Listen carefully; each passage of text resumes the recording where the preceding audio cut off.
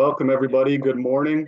I'm Zach DeBoer here from the team here at Gentian. It's a beautiful day here in Mequon, and we're extremely grateful and glad to have Michelle Norris, our health expert, here with us again to share insights and timely ideas when it becomes about our health, and specifically today is about longevity. I know I can speak for our team, Dave Adams' team, and Tim Free's team as well, that we care about each and every one of you, but we always ask ourselves the question, as evidenced by what? And this is one of those things that we take very, very serious and enjoy bringing to you, because we know that money isn't everything, and health and maintaining your health and maximizing your health is an extremely important piece.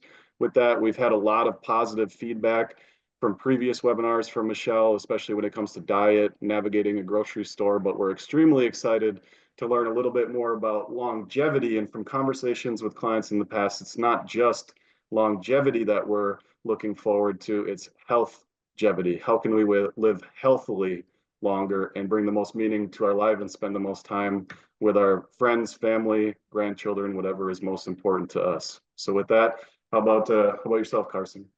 Yeah, I'm Carson Odom from David Adams' office, and I speak on behalf of all of our clients. Michelle, we're extremely grateful for you and your expertise and what you've done for everybody, and all the insight and advice that you give. So I know from our whole team and our client base, we're always excited for these and thankful for the time and energy and information that you give us. So thanks again for speaking on a really important topic. You're welcome. Thank you so much for having me. Was there anything else, Chris? Are you going to chime in at the end? Wanted to make sure you had your minute there. Yeah, no problem whatsoever. I'll chime in at the end as we go through and just ask questions along the way. Okay. Appreciate it though, but appreciate what you do for us. It's tremendous. I think healthgevity, Zach said it best. So I just can't wait to hear what you're talking about today. Yeah, healthgevity, health span, as I like to refer to it. Who cares if you live to be 100? I shouldn't say who cares. A lot of people care. But if you don't have your health, right? If you're in a hospital bed and you're taking 20 medications and you're hooked up to all kinds of tubes, that's not health, right? So how do we get to be 100 and be like these centenarians that are around the world, that are moving their body, that are still enjoying time with their grandkids, their great grandkids, that are able to take care of themselves, and we're learning more and more on this topic. There's wonderful practitioners that are really dedicating their whole careers to studying how do I become one of those people, and they're disseminating the information. And so I am just a conduit of their work, and I'm so grateful to be in front of you today and share my top 10 tips for longevity. We did a presentation, Eating for the Aging, and so we are going to talk about nutrition. We're going to reiterate some of the things from that presentation, then we're going to go into some additional tips, and then I'm going to end with some awesome content from my Grammy, who I have talked about before in the past, who is living this. She is living it out. She's an example. She is basically my why. I would love to. She gave me some great genes, and I don't want to screw it up. I would love to be like her when I'm 93 years old, and I'll show you why we all should strive to be like Grammy when we're 93 years old. With that, I'm going to share my screen. Here we go. Let's. The last thing I'll mention too is there's a Q&A button at the bottom of your screen. So as the presentation is going on, we'll try to definitely leave time at the end for questions and to answer those questions, and we'll go through that. So if you have any questions that you have, hit that Q&A button. We'll wrap those questions up towards the end. Yeah, great, Carson. Thank you so much. I would love to answer those and address those as we get to the end. So with this presentation, we jump right into it. We go right into our top 10 tips for longevity. So the first one, as many of you probably could have guessed, is the eating whole, real foods. We are biologically designed to eat foods that the earth provides for us. And I don't take time and really define what whole, real foods are very often. So in case you're wondering, what does that mean? Does something like a Simple Mills cracker count as a whole, real food? It's minimally processed, but let's define that. So they are natural, unprocessed, or minimally processed foods that are consumed in the most natural form with very little alteration. Did they come from a factory, or did they come from a farm? Did they come from somebody's garden, or did they come, again, out of some sort of manufacturing facility? They're free from additives. They don't have preservatives. They don't have artificial ingredients. ingredients, they don't have artificial colorings, artificial sweeteners, and they typically retain, to the best of their ability, their original nutrients. They are nutrient dense, which means they provide us with vitamins and minerals and fibers and antioxidants, which are essential for health. Okay, that's what a whole real food is. So what does that look like in the form of food? When it comes to protein, we're talking about things like meats, we're talking about things like cheeses, dairy products. Protein is an absolutely essential macronutrient, especially as we age. I gave a presentation this morning when we did Fitness and Nutrition Mythbusters, and one of the things I talked about was your metabolism. And people have this assumption that as we age, our metabolism just drops, and there's nothing that we can do about it. And that's actually very false. As we age, unless we are fighting against the natural decrease in muscle mass, our metabolism will drop. But if we're fighting against that by strength training and eating enough protein, we are able to maintain our metabolism. Okay, those are the two really important things there. We have to eat enough protein and we have to strength train to keep our metabolism up. You don't have to fall prey to the dropping metabolism as you age. How much protein should we be consuming? Between 0.5 and 0.8 grams of protein per pound of ideal body weight. Let's say you're a healthy human being, you weigh 200 pounds, you need between 100 and 160 grams of protein daily. Why is that important? Number one, most importantly, it helps you hold on to your muscle mass and or build muscle mass. 2, longevity. There's a direct correlation between the amount of muscle mass you have and how long you live. Bone density, this is speaking more towards my ladies here. A lot of us struggle with bone density decreasing as we age. Muscle mass, protein is really important for that.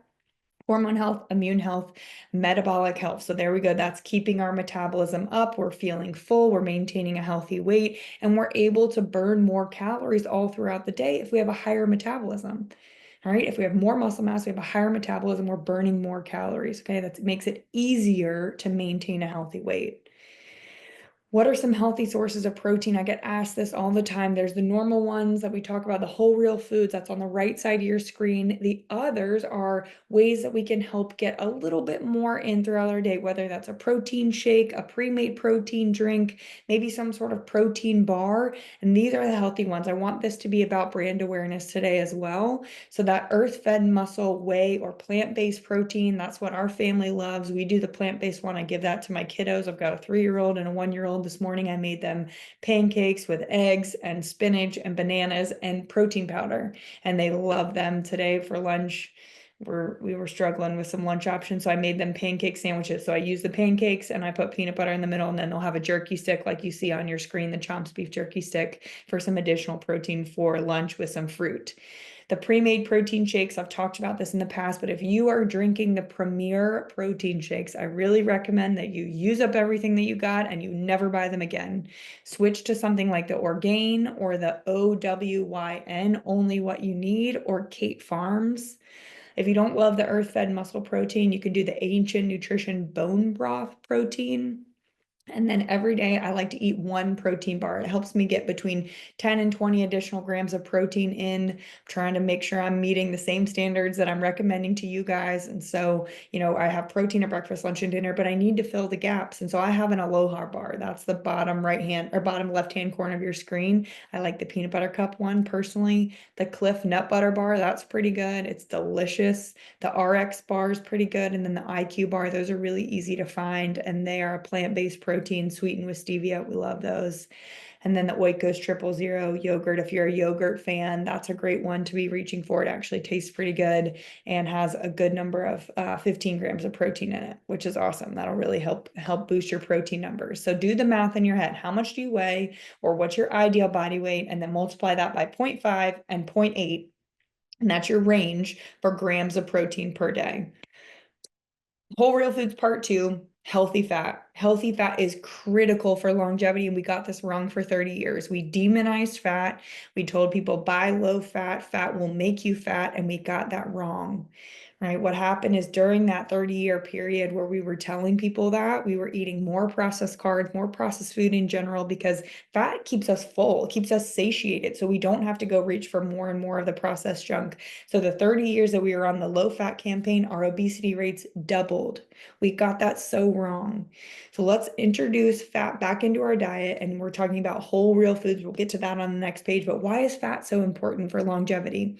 Well, it helps with mental acuity. Your brain actually really enjoys fat as a good fuel source. It protects us from cognitive degeneration. Inversely, sugar creates cognitive decline. They're looking at they're terming Alzheimer's now type 3 diabetes and linking the overconsumption of sugar to the inflammation of the brain, which is leading to the cognitive decline in the form of Alzheimer's, Parkinson's, and just neurodegenerative diseases in general. It lowers our LDL and raises protective HDL. So we were told that if we ate fat, it was actually going to make our cholesterol wonky. That's not true. It actually helps put our cholesterol back in balance. It reduces inflammation in our joints. It helps us absorb fat-soluble vitamins, which are important for vision, bone health, and immune function. Gives us that long-lasting energy. It's actually, I didn't put this on here, but it's really important for sleep. If you're somebody that goes to bed at a decent hour, falls asleep pretty easily, but then finds yourself awake at 2 a.m. and you can't go back to sleep, you need to add more healthy fat to your dinner. That could be adding some avocado. That could be making sure you're cooking with butter or avocado oil. Maybe you're doing an olive oil dressing or marinade on top. Maybe you're having a handful of nuts as your late night snack versus Cheez-Its. More healthy fat is going to help you have sustained energy and not let your blood sugar drop and wake you up in the middle of the night. And then it actually helps with moisture and elasticity in the skin. Who doesn't want that, right? What are healthy fats? Again, some brand awareness here. The left side of your screen, you can see all the whole real food versions of healthy fats, and then some additional products that we can buy at the store to help us incorporate more healthy fat into our diet. The RX nut butter packs, we talked about the bars, the protein bars on the previous slide. These are the nut butter packs. They're delicious. You can take them on the go. The Nellie's egg bites, you can either make your own egg muffins or you can purchase them now at the store. The Chomps beef jerky sticks. So there are 10 grams of protein, and I'm not quite sure how many grams of fat are in there, but it is a great source of healthy fat and protein and 0 carbs. The full fat Chobani Greek yogurt, full disclosure, doesn't taste awesome, but if you put some honey in there and then some fruit and maybe the Purely Elizabeth granola, then you're getting the full fat option of the yogurt. I tell people all the time, remember, don't buy, like we're so ingrained to buying the light sour cream or the fat-free yogurt or the light cheese or the light skim milk. Stop doing that. Go back to the full fat version. We're going to skip the soybean oil, canola oil, vegetable oil, corn oil, peanut oil. Those are the oils during that 30-year period where we demonized fat. They told us that we should switch to because they're healthier. We got that all wrong. That's creating an inflammatory storm in the body, leading to the chronic disease epidemic that we have going on right now. So instead of your Land O'Lakes vegetable oil, butter, some sort of margarine type deal, go to real butter. Real butter. Go to the Kerrygold grass-fed butter. Give up they'll say it's made with olive oil, but if you look at the ingredient list, the predominant ingredient is soybean oil or vegetable oil. Get away from all that. Go back to butter. Instead of your Planters nuts, buy raw nuts. The Planters nuts are coated in the inflammatory peanut oil to get the salt to stick. Ditch your Duke's mayonnaise, your Hellmann's mayonnaise. Go to the Primal Kitchen mayo or the Chosen Foods mayo. Ditch your traditional ranch for the Primal Kitchen ranch. Primal Kitchen is an amazing brand. There's not many brands out there where I can say it doesn't matter which of their products you buy, they're all awesome. Primal Kitchen is one of them. Every single one is fantastic. They make salad dressings, they make condiments, they make pasta sauces, all great. Pam, no more Pam. We're going to some sort of avocado oil spray. I think I shared with you at some point in one of these presentations, my sister got me this cool gadget off of Amazon where I just fill it with avocado oil that I buy in bulk from Costco, and it has a pour feature or it has an aerosol feature where I can spray it on the pan. It doesn't ever get clogged. It works fantastic. I absolutely would recommend it. No more Crisco, no more vegetable oil, and we're going to avocado oil instead. So if you're like this morning, I made eggs and I sprayed the pan with avocado oil versus Pam or vegetable oil, something like that. Part 3, sugar. Sugar is the culprit of so much disaster in our body. The goal is less than 25 grams of added sugar per day. The consequences of too much sugar: obesity, arthritis, Alzheimer's, I mentioned type 3 diabetes, Parkinson's, high triglycerides. Previously, we thought high triglycerides, which is fat in the blood, was related to the overconsumption of fat in the diet. We got that wrong. If you've been to your primary care recently and you were told you have high triglycerides, you're eating too much sugar. Less than 25 grams of added sugar per day. It decreases your lifespan. It increases your risk of candida, which is the overgrowth of the candida bacteria in the gut, which can lead to all kinds of health disruptions, chronic fatigue and bloating being the top 2, and then chronic inflammation, which is the root cause of about 80% of disease. Some product swaps to get away from the sugar: Jif peanut butter to the Crazy Richards, Raisin Bran to the Three Wishes, regular ice cream to something like Halo Top or Rebel, traditional bread to the Ezekiel bread. Oh my gosh, my husband went to the grocery store yesterday and he bought the cinnamon raisin Ezekiel bread and we all had it for breakfast this morning. I'm confident he spent $10 on that loaf of bread, but it was worth every penny. It was so good. Chips Ahoy, pre-made chocolate chip cookies, enjoy life instead. M&M's swap to the Unreal brand, the Dannon Light and Fit or the Yoplait, those kind of more sweet yogurts. I would encourage you to go to the Chobani, no sugar added, or just something full fat and plain. And then again, you doctor it up for yourself. No more juice. Juice is simply just like drinking a soda. It's straight sugar. Go to something like Zevia, blood orange tea. The poppy sodas are great, or you can make your own hot tea and then you can refrigerate it if you wanted to. You can add some stevia in there to make it sweeter. Just some options to lower that sugar intake to less than 25 grams per day. And remember, it adds up so quickly. All right, tip number 2, moving on from the food. I could spend an hour there, but I want to give you the rest of our tips, okay? We have to move your body.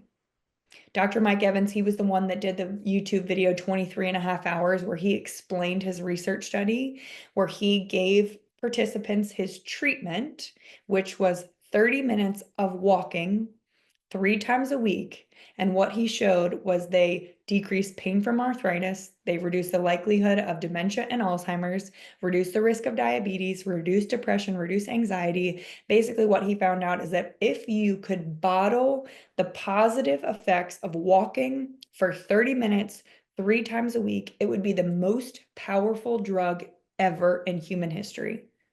Walking 30 minutes 3 times a week.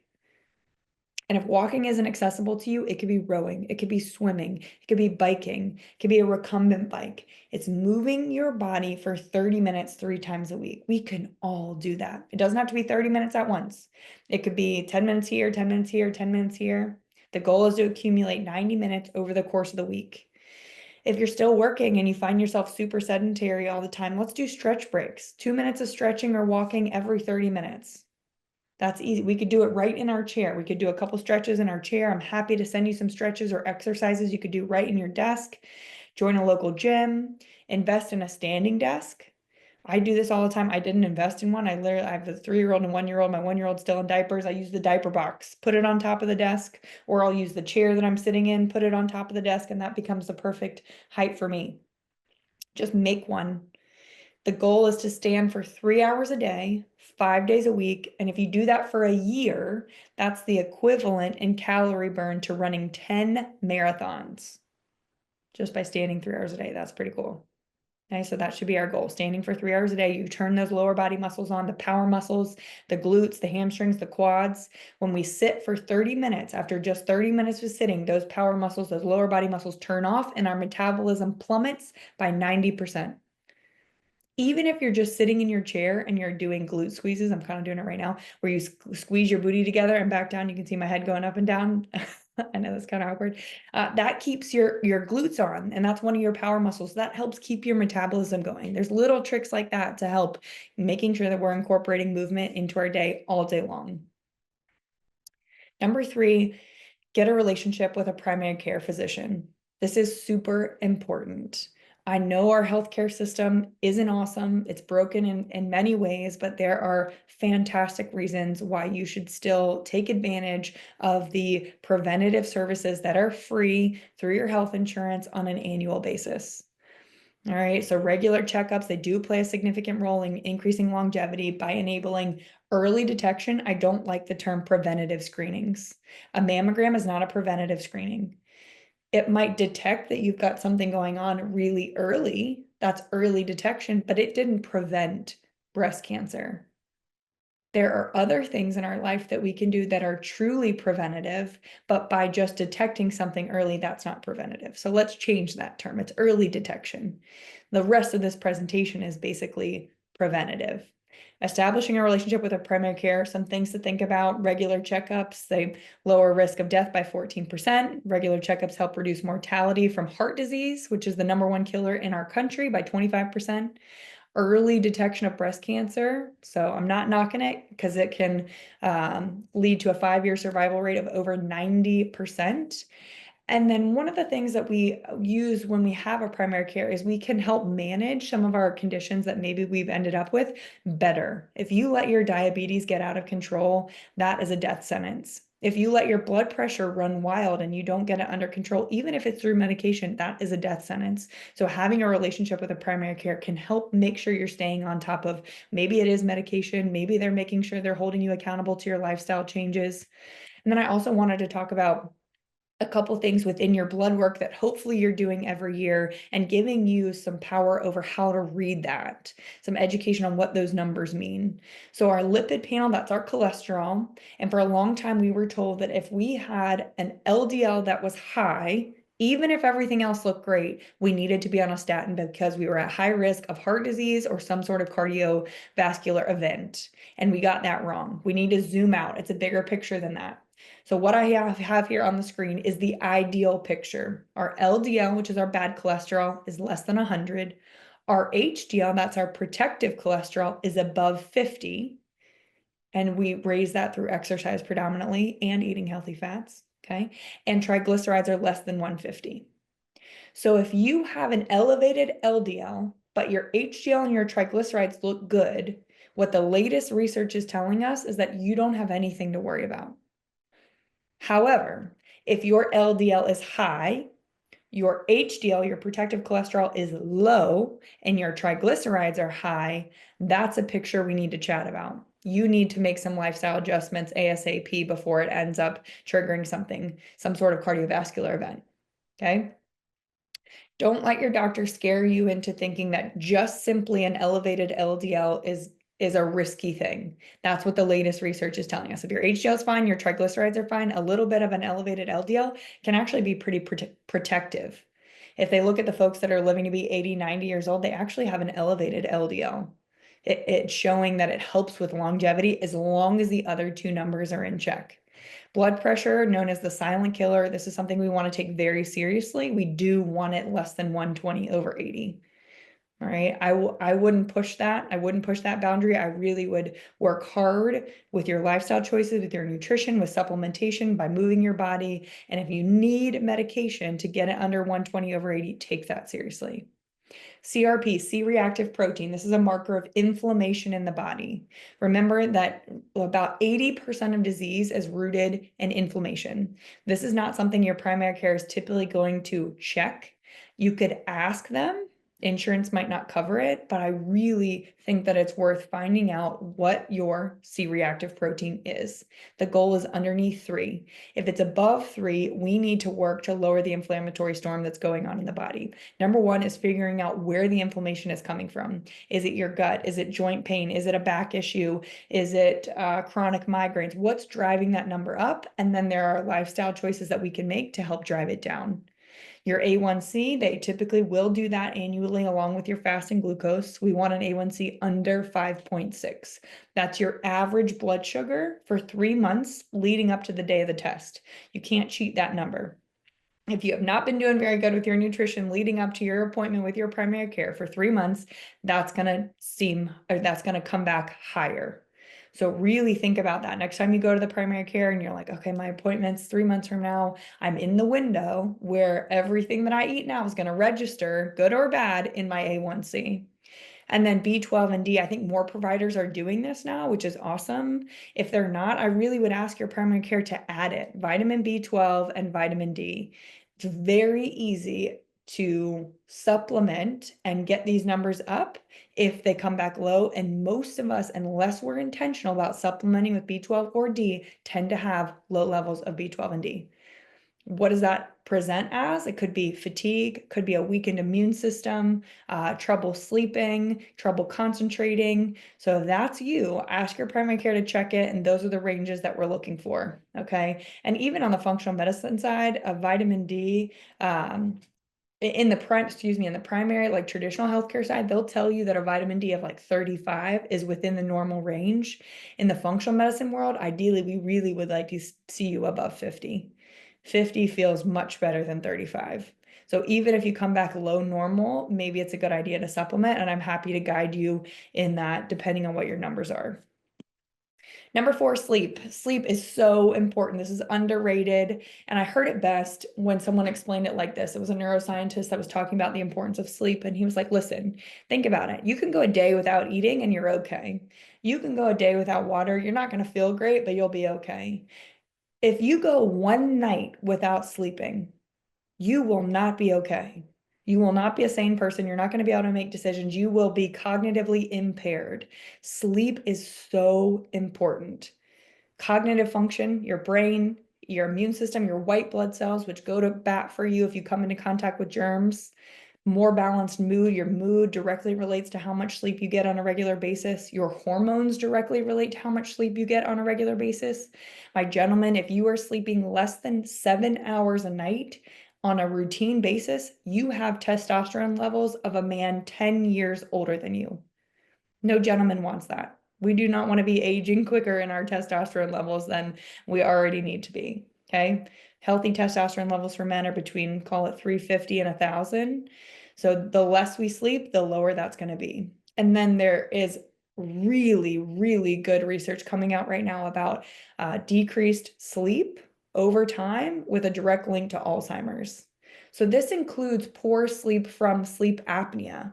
So if you have untreated sleep apnea and your breathing is stopping 30, 40 times an hour, I hear it all the time, and you're not wearing your CPAP machine, you're still not getting good quality sleep. You might think that you're sleeping 9 hours, but the quality of the sleep isn't there, and that's a direct link to Alzheimer's. This is something you absolutely want to take seriously. So make your room dark, black it out. I've probably said this to you guys before. I have electrical tape on every single little tiny light that might be in our room. It's on the fan, we don't have a TV in our room, but if we did, or we go to a hotel, I bring the electrical tape and I put it on that little light on the TV, on the smoke detector on the ceiling. There's electrical tape in my room, my son's room, my daughter's room. It is blacked out. Shoot for 7 to 9 hours every night. Women actually need more sleep. So my gentleman on the call, if your wife sleeps more than you, do not give her a hard time about it. She physiologically needs it. Make it cold. Your body needs to drop the internal temperature by 2 degrees to get a really good night's sleep. So somewhere in the 60s. All right, we're sleeping in the 60s, and then a hot shower before bed actually drives your internal temperature down, and that's what needs to drop for a good night's sleep. So a cold plunge right before bed is not ideal. Cold plunge more towards the morning, hot shower or sauna at night, which is driving down our internal core temperature, is actually really good for sleep. We've got to manage our stress. All right, we have to find ways to stimulate our parasympathetic nervous system. This is probably the hardest one for people when I'm chatting with them. I've got my nutrition good dialed in. I'm going to the gym 5 days a week, but I am just dealing with so many things, exterior stressors. I'm trying to do so many things and I just don't have time to manage my stress. That's what I hear. But it's so important. We really need to do a better job as a society about putting busyness on a pedestal. You know, why do we do that? With the people that are most busy, we're like, wow, look at her. She's doing so much. It's not great for the body. Your body can only operate at that speed for so long before it crashes.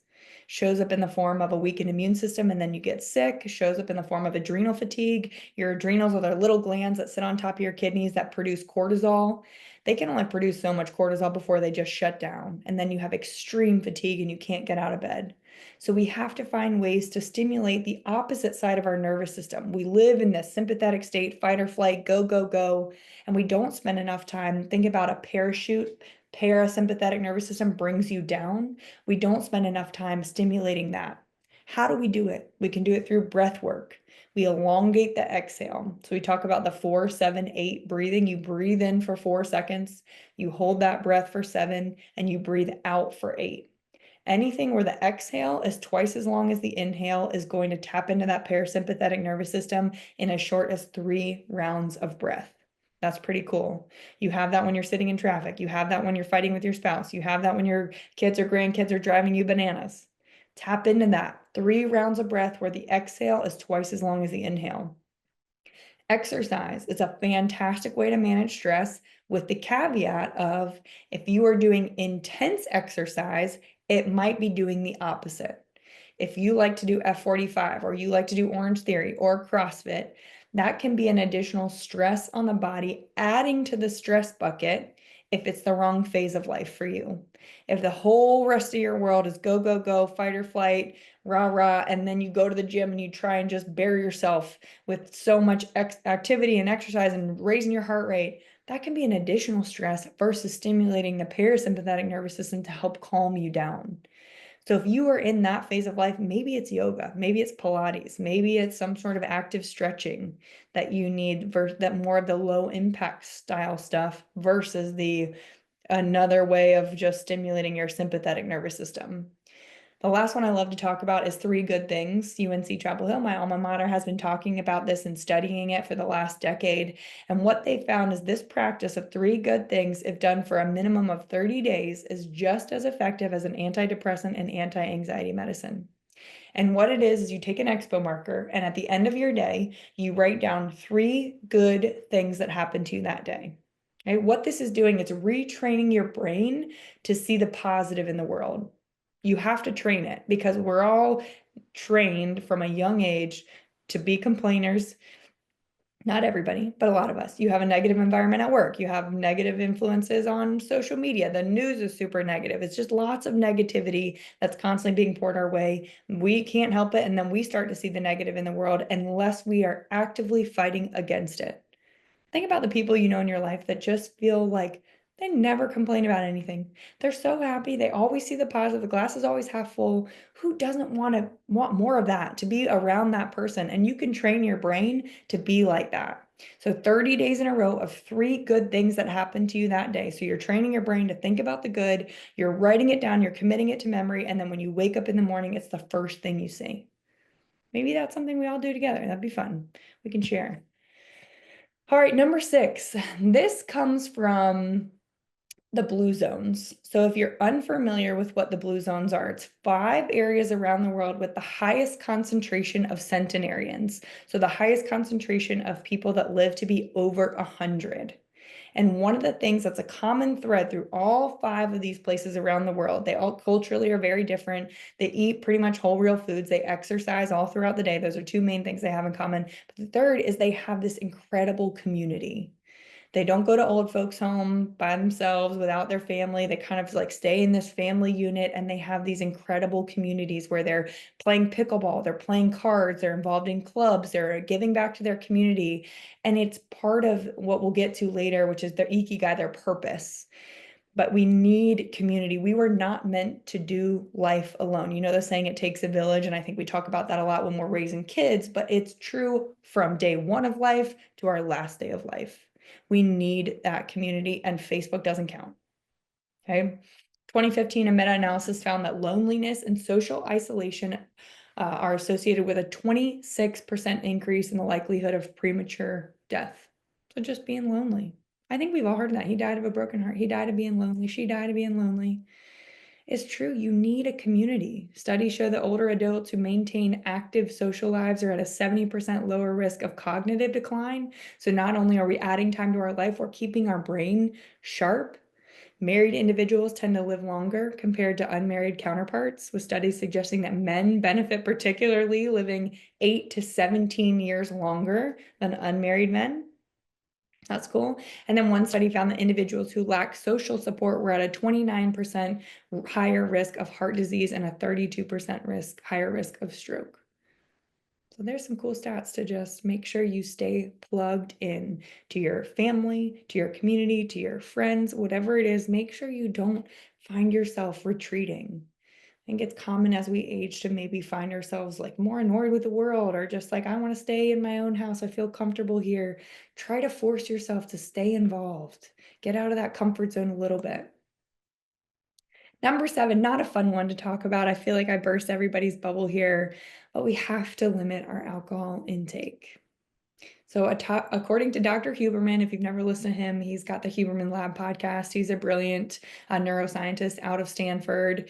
And he said that no amount of alcohol consumption is truly safe for long-term health. Any reduction in alcohol intake leads to improvements in mental and physical well-being. So basically, previously we kind of said like, oh, maybe 1 glass of red wine every day is not bad, or maybe it's even beneficial to your health. I don't know if you ever saw the article that was 1 glass of red wine a day is the same as going to the gym. I wish that were true. I think we all should have seen a red flag when that when that article came out. But basically what we've learned is that no amount of alcohol is truly safe.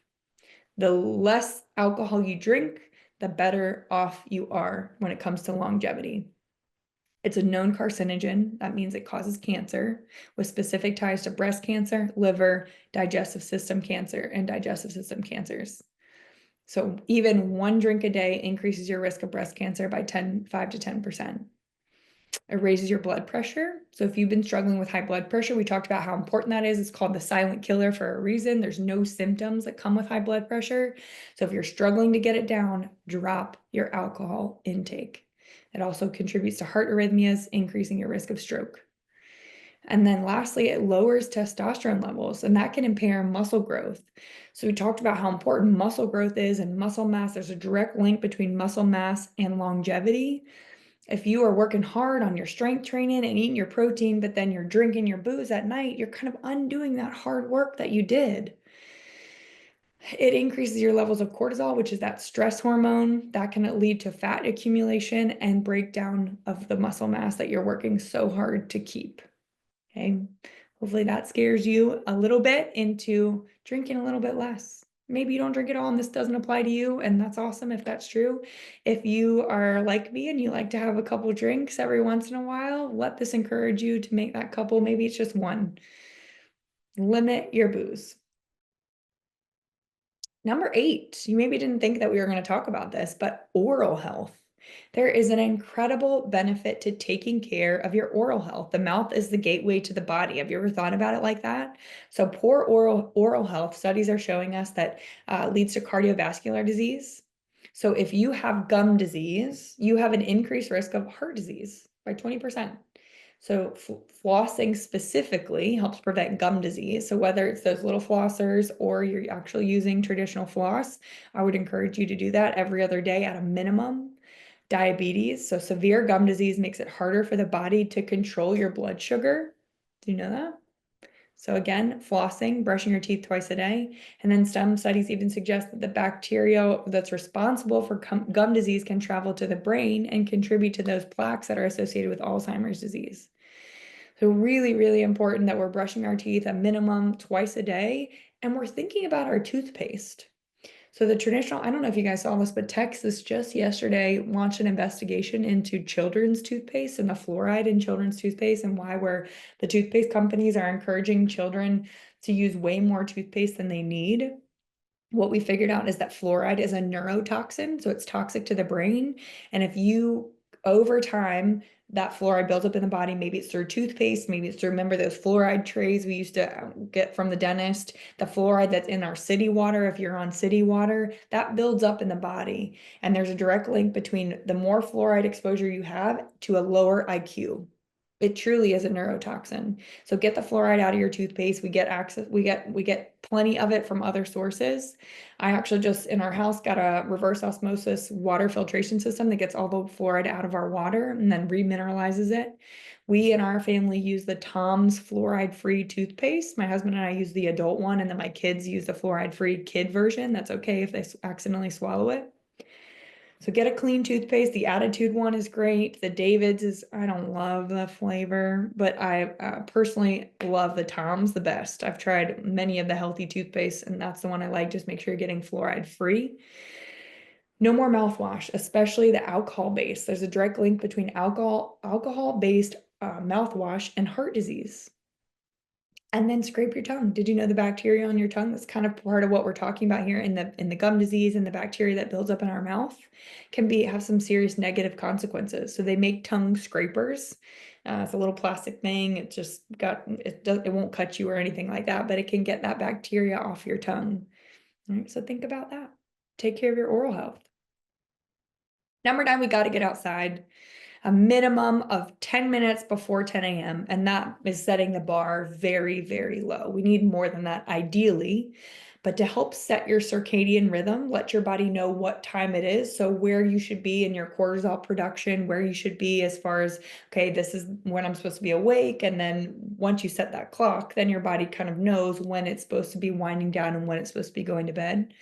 So another tip, if you struggle to sleep, we want to be in direct sunlight for 10 minutes before 10 a.m. This means not in your car. This doesn't mean with sunglasses on. This is direct sunlight, as much of your body is exposed as possible, 10 minutes before 10 a.m. That's the goal. It sets that circadian rhythm. It helps boost the production of serotonin. That's your happy hormone.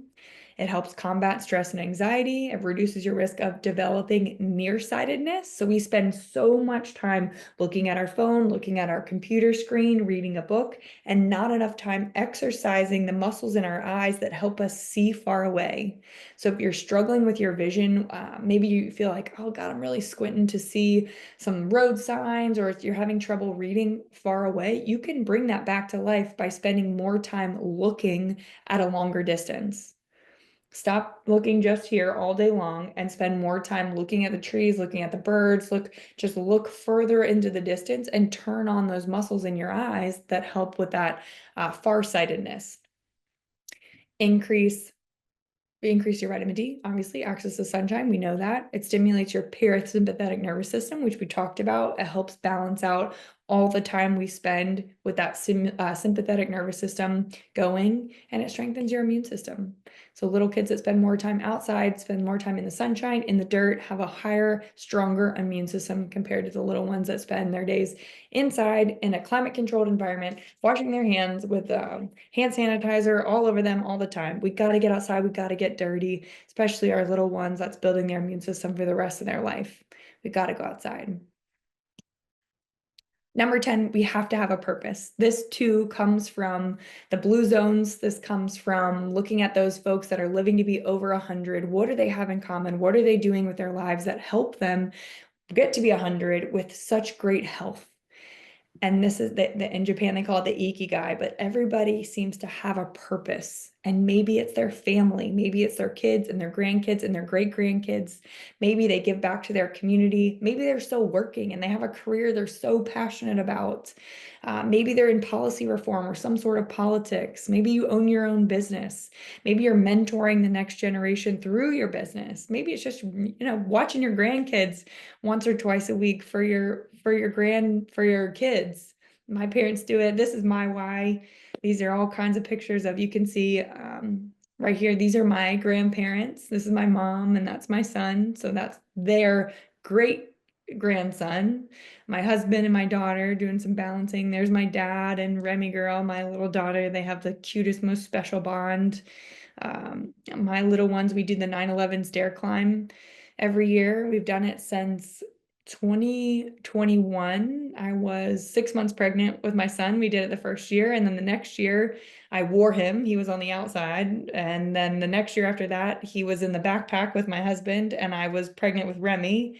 And then this past year, both kids were on the outside. So we both had a kid on our back, and we did the 110 flights of stairs in honor of what happened with the World Trade Centers in 2001. That's something that's important to us. There's all my little ones and my parents and my grandparents, and how that's my purpose. That's my why. That's why I'm here sharing this message with you guys, and hopefully living a life that they want to partake in, as far as adventure and health, and hoping that they get the bug to want to live a long time with a good health span and be just like their great Grammy. So here she is. These were all filmed on April 20th of this year, Easter Monday. She's 93 years old. She lives in a 3-story home, and just to get into her home, she has to go up a flight of stairs just to get in, and then her bedroom's up another flight of stairs. She can carry groceries up the stairs. This is the kids' jungle gym from the people next door. Their backyards kind of collide, but she's like, I still pick up the sticks, and I didn't realize she picked up like trees out of her yard. Here she is taking that down to the creek and throwing it into the creek. And then this is a video of her still on the tennis court, hitting tennis balls at 93 years old. So she is just an incredible human being. If you ask her how in the world you get to be 93 and still on the tennis court and picking up sticks and carrying groceries up the stairs, she'll say, you can't stop moving. You have to keep moving your body. That's her number one tip. So I will leave you with that, and then we're going to open it up to some questions. Thank you guys so much for joining us today. That's my phone number. Call me, text me, email me anytime with personal wellness questions. My sister and I did finally start an Instagram account. So if you're on Instagram and you want some additional health and wellness tips, you can go follow us at Altitude Wellness 1. Of course, my email is always available to you. Please, please, please reach out if you have any personal wellness questions you don't want to ask right now, that's the place to do it. If you have some general wellness questions, I think we'll do that right now. Thank you so much, Michelle. That was awesome. Yeah, thank you. Chris and David and I and our teams were in Orlando last week at our national conference, and we probably sat too much Yeah. to you for those few days, and a lot of money managers, a lot of economists, and Chris, David, we need to get Michelle down there to do a presentation. I agree. That would be really good, because this is I sat through one that was retain your brain. Ooh. So it was similar, but not nearly as comprehensive and good. So this was really, really good. I mean, I looked through my notes, my little 1 page of notes from Retain Your Brain against my 3 pages of notes from today. So really good stuff. Thank you. Yeah, the key, Tim, would be, what do you remember from Retain Your Brain, since it's in the name? If you can't remember it, that'd be part of it. No, I'm just messing. I agree with you, Tim. I think there's a lot of great stuff out there, but you present it in a very easy to use format. I even think like you did such a great one on the grocery swap list last time. We actually made a swap card, because I can't remember when we go to the grocery store what exactly the name was. I remember Teton for meats. Yep. I remember Siete for chips. So I've got both of those in were awesome. So thank you. But I think those follow-alongs are super helpful, notes and all here. But I think we have some take-along handout that you could use on a consistent basis. If you're doing the research, it'd be super helpful to us as well. My question comes from you know what I mean? Because I think that little takeaway that I could take with me, carry with me, or something we can send to everybody afterward. Cheat sheet. Yes, it would be a huge list for us. To be great. Yeah. So I have a client that has 2 different questions here, but there's so many olive oils out there. What is the best brand and regions it says to buy? I don't know what regions, but I'm going to be really honest. I can do some research for you, but I'm not super picky with my olive oil. Okay. Yeah, I buy it out of a dark glass bottle. That's what I buy. Yeah. But I'm happy to do more Costco. Research. Yeah. No, yeah. That's cool. I just wanted to know. I think, as you said, I mean, olive oil, it's kind of like I was sitting next to the top USDA person when it came to organic bison, and he said, bison will not eat anything except grass. So just FYI, it was really funny. There's no such thing as organic, fed bison or grass-fed bison. That's all they eat. He also said, I use organic milk protein shakes instead of plant-based ones because it's better tasting. Any issues with that? Orgain, they have a whey-based one and a plant-based one. Either one's great. Okay, one is milk-based, one is plant-based. Does that matter? Right. That was the other question. Right. Okay, good. Nope, doesn't matter. Okay, those are my two. Anybody else want to go with the others? Let's see. Okay, I've got one here. What are your thoughts on 365 by Whole Foods toothpaste with hemp seed oil? Yeah, good. A+. As long as there's no Okay. fluoride in it, and I don't think there is. Perfecto. And then I think the last one is, we got a recording that'll be shared. That'll be no problem. I had a question about some supplements and supplementation. So I'm a fairly tall individual. I weigh, over 200 pounds. When you look at the amount of protein I'm supposed to eat in a day, it's quite a bit with some of the, you're looking at a huge amount of protein. So if I look at things like creatine, I'm 55 now. There's some great studies on those. What supplements might you recommend? There's also something, what is it called? Whale colostrum. They're talking about colostrum in different forms. So those are two I've heard lately, colostrum and also creatine. What are your thoughts on those? Both are great. Absolutely. Yeah. The studies on creatine are very clear. Good for not like bodybuilders. I think were the ones that really started with that, and they were trying to build muscle, which it does do, which we talked about today, how important that is. But the cognitive benefits and the joint benefits that are coming along with creatine, I absolutely would recommend it for you. Thorne makes a wonderful one. I know you do a really good job with your supplement, making sure your supplements are clean, just throwing that out there. And then the colostrum, same. Really, really cool, interesting research coming out about the importance of colostrum and the health benefits. So I would say yes and yes. Awesome on both. Anything else we should know about in that category for supplementation when it comes to protein, cognition, anything else? Essential aminos are another of? really good one that I would recommend that helps with muscle retention and recovery. You can buy, I wouldn't buy BCAAs, which are branch chain amino acids. I would buy the complete amino acids from something like Thorne. Perfect Aminos has one, but making sure you're getting all of the essential aminos in one go. Gentlemen seem to really benefit from that from a hormonal standpoint and muscle mass standpoint. That's awesome. You said something about metabolic health. There's a lot of ways to go, and this is with metabolic health and longevity because that's what our resting energy builds or reduces calories, or actually burns calories when you're having a higher metabolic rate. What do you recommend? Or are there any things you recommend for supplementation, or just things to do to reduce your resting metabolism or metabolism in general? So metabolism is directly linked to muscle mass. So it's all about strength training, essentially. Yes, there's all kinds of gimmicky supplements out there that can tell you that they're raising your metabolism. But the two most important ones are making sure you're eating enough fiber. That helps drive your metabolism up because your body's working hard to break whatever it is that's very fibrous down, and then increase your muscle mass. So increasing your muscle mass means eating more protein, and typically protein is harder to digest as well. Think about meat-based protein specifically. They're harder to digest, so your body's working hard, so you're burning more calories to digest them.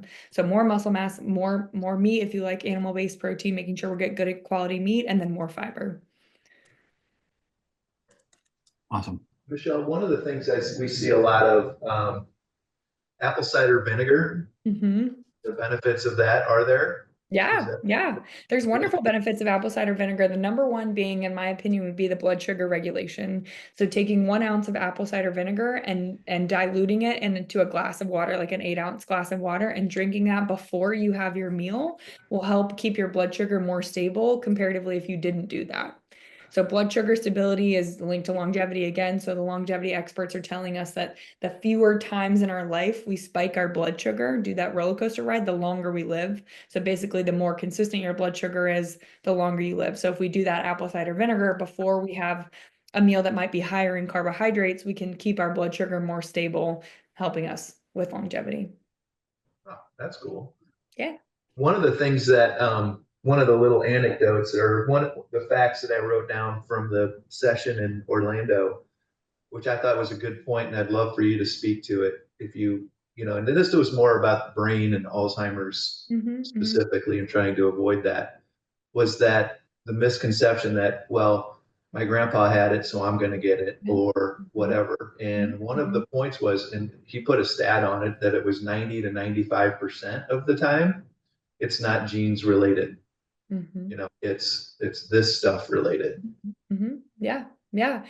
He's spot on, whoever that was. It's the concept of epigenetics. So It could be that you have the gene for Alzheimer's, but you can keep that gene turned off your whole life. It's like a light switch. If you don't take care of your stress, you don't manage your sugar, you don't move your body, that light switch, boom, gets turned on, Alzheimer's it is. But if you do the things that we talked about in today's presentation, no matter what bad genes you've been given, the breast cancer gene, the Alzheimer's gene, the high cholesterol gene, the high blood pressure gene, you can keep them all turned off your whole life and never have that expressed or end up, in the doctor's office for whatever we talked about. It is very much lifestyle driven. Nice. Nice. Thank you. I think we have one more question or it says if not from concentrate juice, also bad. Or I guess it would be is not from concentrate juice, also bad. Yep. Yeah, sorry. No good. No good. Okay. Yeah, that's what I figured as well. I appreciate The only that. juice that's would get the approval is something like a cold pressed juice. You go to a juice bar and they are literally putting fruits and vegetables through the juicer in front of your eyeballs. Or you go to the produce section of the grocery store and they have the bottled cold pressed juice. Suja is the brand that comes to mind. I drink their Uber Greens, which is just basically all vegetables with some lemon in it. Yeah. Thank you. Yeah. Outstanding. Well, I appreciate everything you have today. Any more questions, anyone? Tim, Steve, no? Yeah, I appreciate it. We really appreciate your expertise. It's absolutely fantastic. I think we look to you as an expert in this field. We appreciate it because your leadership allows us to go about life in a more confident pattern, actually reduce anxiety and feel better. So it's a massive part of what we do. I want to appreciate you and understand that or make sure you know how much it means to all of us. As David, Tim, and I were talking at our Elevate, we want to continue to elevate you, lift you up, and let you know how much we appreciate you, and maybe expand it to more and more people if we can. So stay tuned. Awesome. That sounds good. Thank you guys so much for this opportunity, and please utilize that opportunity. Everybody that's on the webinar, reach out with your questions. I would love to be a resource for you. Great. Thank you, Thanks, Michelle. Thank you guys. We also have our next Health and Wealth already pre-scheduled, so Michelle. please mark your calendar for August the 27th. And Michelle will be back with us at 9 a.m. to talk about the importance of muscle and how it is basically a medicine. So we look forward to that presentation. Thank you again, Michelle. You're welcome. Thanks, Ashley.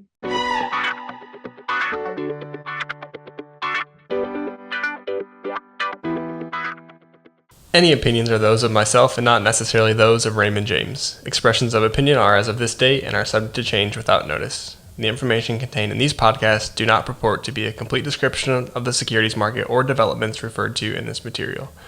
The information has been obtained from sources considered to be reliable, but we do not guarantee that the foregoing material is accurate or complete. Every investor situation is unique, and you should consider your investment goals, risk tolerance, and time horizon before making any investment. Prior to making an investment decision, please consult with your financial advisor about your individual situation. Any hypothetical examples are for illustration purposes only. Actual investor results will vary. Raymond James does not provide legal or tax services. Please discuss these matters with the appropriate professional.